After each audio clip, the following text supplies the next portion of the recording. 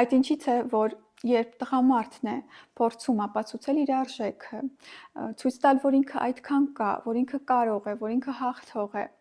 դա միշտ նրան տանում է աճի եւ հաջողության։ Բայց հենց կինն է փորձում ապացուցել իր արժեքը եւ նա դա անում է մեծ մասամբ անգիտակցաբար, միանգամից տուժում են իր հարաբերությունները կողակցի հետ,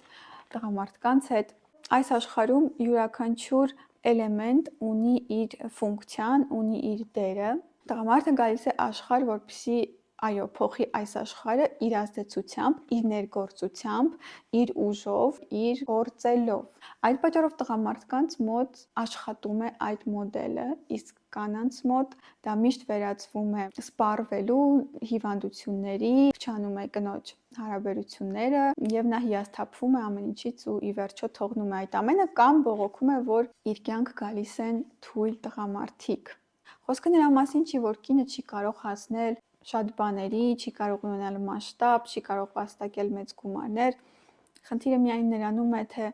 ինչի համար է նա դա անում, ինչից ելնելով, ինչից է հրվում, ինչից է բխում իր մոտ այդ ցանկությունը։ Որպես այդպիսին ցանկություն չպետք է լինի կնոջ մոտ, դա պետք է ուղղակի գա ինքնստինքյան հաջողությունը, գումարը եւ